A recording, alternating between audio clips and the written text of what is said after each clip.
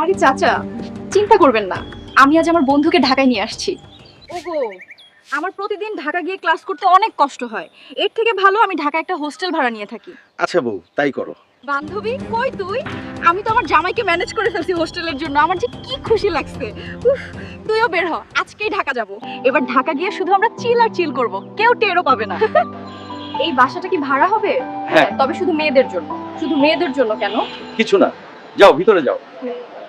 দেখো, এই রুমটা পছন্দ হয় নাকি? জি কাকা, রুমটা সুন্দর। বাহ, তোমার বান্ধবীকে আমার বেশ পছন্দ হয়েছে। আপনার কথা মতো তো সব করলাম, এবার আমার টাকাটার দিকে খেয়াল রাখেন। ও নিয়ে তুমি চিন্তা করো না। এক পাখি দিয়ে আরেক পাখি আনলাম। মেয়ে দুইটাই সুন্দরী, এবারের ইনকামটা বেশ বড় হবে। মুরগি নিজে এসেছে শিয়ালের গুহায়।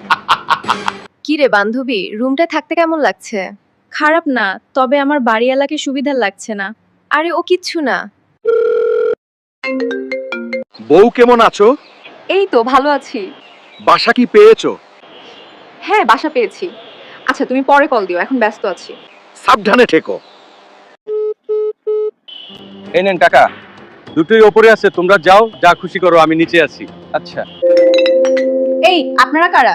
আমরা তোমাদের জামাই সোনামণি। এবার শুধু খেলা হবে, কথা হবে না। এবার শুধু খেলা হবে।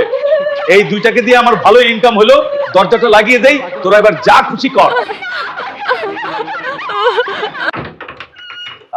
বহুদিন পর সেই মজা পেলাম রে, একেবারে ইনটেক ছিল। হ্যাঁ চাচা, এবারের মাল দুইটা করা দিছে একেবারে। উফ, বন্ধু, কি হয়ে গেল? এখন আমার কিছু হলে? বন্ধু, আমরা ফেঁসে গেছি। সব আমার দোষ। এটা হওয়ার কথা ছিল না। চাচা, এখান থেকে যাও, অভদ্র, খারাপ, লোভী মেয়ে। দেখুন, যদি আপনি অন্যের ক্ষতি করার চেষ্টা করেন, তাহলে আপনি নিজেরই ক্ষতি করেন। আজ আমি